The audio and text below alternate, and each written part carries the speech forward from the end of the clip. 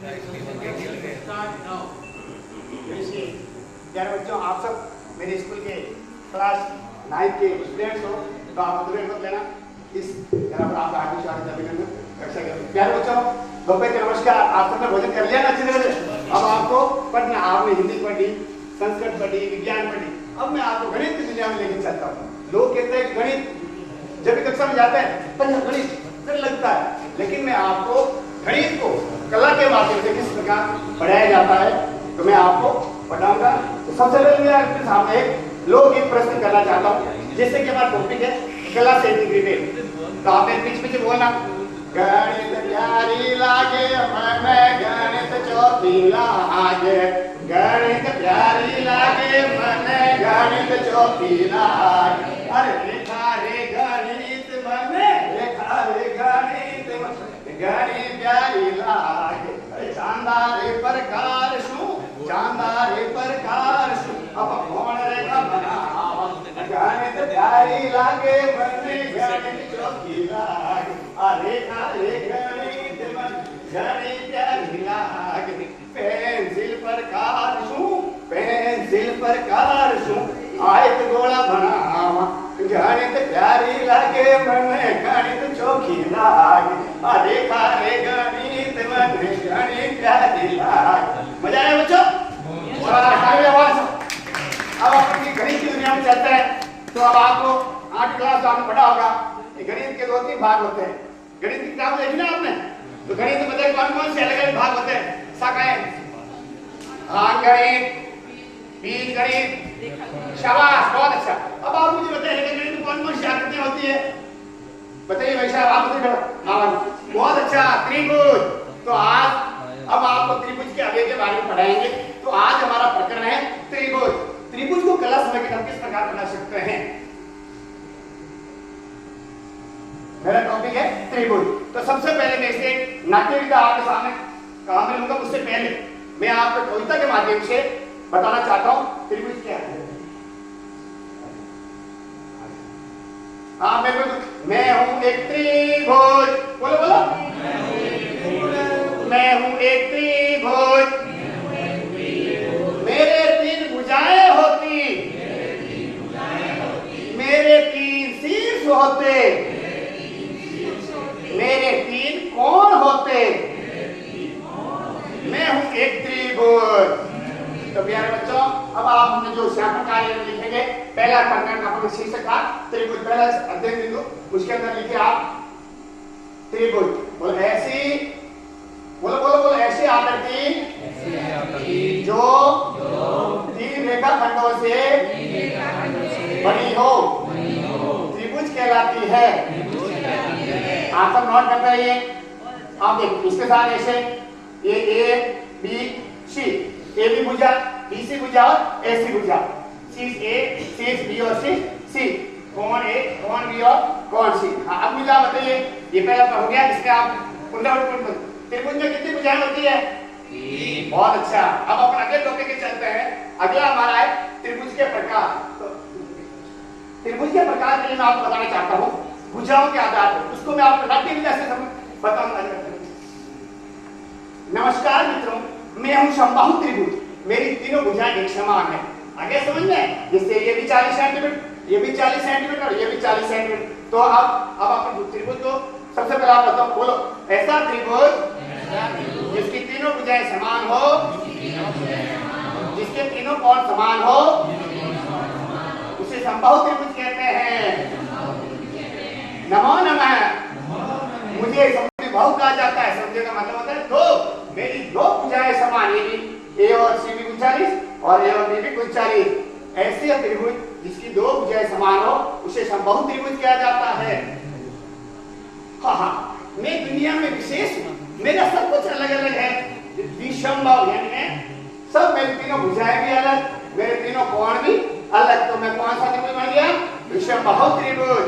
तो आप बच्चों, अब आप इस तरह से यहाँ पर साल लिखिए, भुजाओं के आधार पर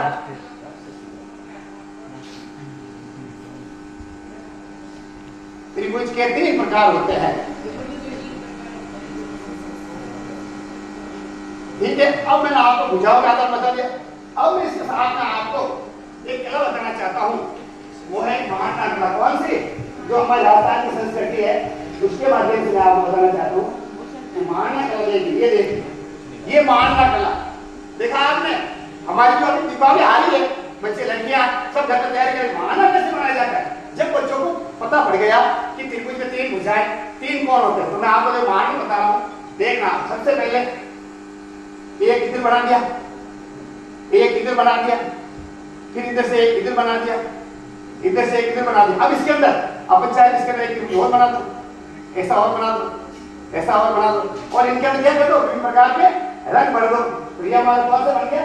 मानना। इस प्रकार में तो बच्चों को जब ये पता चल जाता है कि बच्चे त्रिभुज की 3 भुजाओं के बारे में जानना चाहे, उसके बाद आप इसको देखो ऐसे डिजाइनिंग कर लो, इस तरह को ऐसे डिजाइनिंग कर लो, ऐसे करके अपन क्या बना दिया? हमने मानना। क्या बना दिया? मान। इसके ऊपर आप त्रिभुज बना सकते हैं ऐसे रंग बिरंगे। तो जब भी मेहमान आएगा ना, तो वो आकर्षित होगा कि वास्तव में आप हमारे आदर सत्कार के लिए बहुत अच्छा कर रहे हो। ये हमने पढ़ा अपने किसके आधार? भुजाओं के आधार। अब मैं आपको, मैंने नाट्य विद्या ले ली, कविता ले ली, लोकगीत ले लिया। अब मैं आपको जो हमारे प्रत्यक्ष उदाहरण दिखे ना, जिस दैनिक जीवन से संबंधित, तो सबसे पहले देखो, सबसे पहले देखो, मैं आपके सामने खड़ा हूं, बोल मेरी 3 दोनों टांगों को देखो, बोलो बोलो, मेरे बीच बना न्यूनकोण त्रिभुज। तो ऐसा त्रिभुज जिसमें तीनों कोण 90 डिग्री से छोटे, उसे क्या कहते हैं अपन? न्यूनकोण त्रिभुज। आगे देखो, अब मेरे हाथ में हाथ देखा आपने? ये देखिए, जो दैनिक जीवन अपन खुद से समझ करते हैं, ये देखिए इधर, इसके माध्यम से आपको देखा आपने कौन सा कोण बनाई है? देखो जो कोना, इसे कोना भी कहते हैं। ये 90 डिग्री का समकोण। मैं एक ऐसा त्रिभुज जिसमें एक कोण समकोण हो 90 डिग्री का, उसे हम क्या कहते हैं? समकोण त्रिभुज।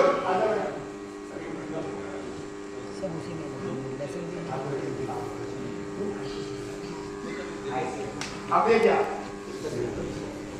ये देखो,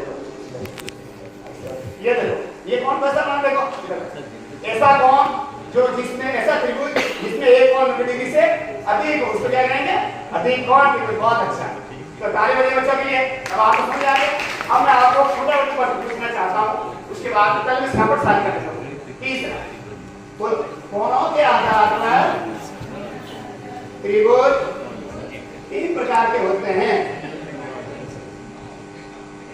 अब इसको मैं देखिए तो कैसे आपको बताया, आप बताना चाहते हो। ये देखो, ये आप देखिए बेटा, ये क्या बताओ? कौन खड़ा होकर बताएगा? बताओ बेटा, तुम बताओ, ये देख सकते क्या? ये बताओ, मानना जैसा होता है और बताओ, को बता सकते हैं? बहुत अच्छा, ताली बजाने के लिए। ये क्या है? रंगोली। जब बच्चे को भुजाओं के बाद में कोणों के आधार पर पता पड़ जाएगा, वो न्यूनकोण त्रिभुज, अधिक कोण त्रिभुज, समकोण त्रिभुज, मैं आपको बता देगा। रंगोली का भी बता देगा। मैंने एक चौकड़ी खींच दी, अब इसको इससे मिला दे, इसको इससे मिला दे, इसको इससे, ये समकोण त्रिभुज बन गया। कौन सा बन गया? समकोण। अब इसके बाद देखो, इसके बाद जैसे सबसे पहले ये बनाया, उसमें मैंने रंग भर दिए, गुलाल भी डाल सकते हैं, जैसे आंगन बना कर इसके अंदर रंग करके गुलाल डाल दिया अपन को, जैसे यहाँ बना दिया, फिर ऐसा ले लिया, ऐसा ले लिया, ऐसा ले लिया, 4 में बाहर ऐसे बना के, ऐसे जितने हम त्रिभुज बनते हैं अपन बनाते हैं, इसको क्या बनाते हैं हमने? रंगोली। तो जिस प्रकार हम त्रिभुज के बारे में आप जानते हो, सबसे छोटा है लेकिन ये हमारे दैनिक जीवन में बहुत उपयोग आता है। तो मैंने आपको बताया त्रिभुज पूरा रिवर्स में है, 3 भुजाओं से बना आकृति को त्रिभुज कहते हैं।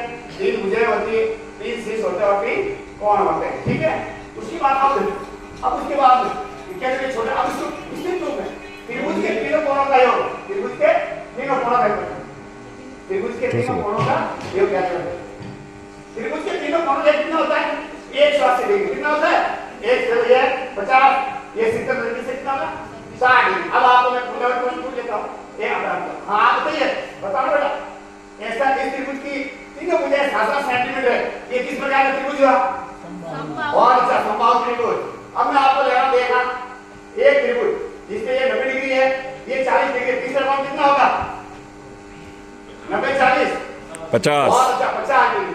तो प्यारे विद्यार्थियों, आज मैंने आपको त्रिभुज के बारे में बताया, और उसके बारे में देखो, जब आप दैनिक जीवन में करते देखो, आप फैक्ट्री में करते देखो, तो आपको देखो, ये देखो, ये देखो पेपर से बना सकते त्रिभुज। ये टाइल्स होते हैं घर में, टाइल्स लगा, उसके लिए ये प्लास्टिक हम यहाँ पर देख सकते हैं, ये कोलाज की कला बताने में आपको दूसरा मंदिर मीनार और मान में और इसका पतंग, ये कोलाज जो रास्ता की जो सबसे महत्वपूर्ण मान में और कोलाज कला है उसके बारे में उसके बारे में बताया। धन्यवाद, बहुत बहुत धन्यवाद।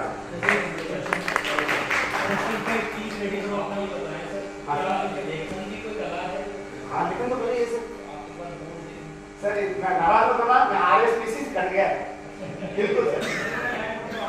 दोनों के आधार पर स्थिति प्रकार होते हैं, इसीलिए मैं राइटिंग से मैं सोच रहा थी बात राइटिंग में खराब है।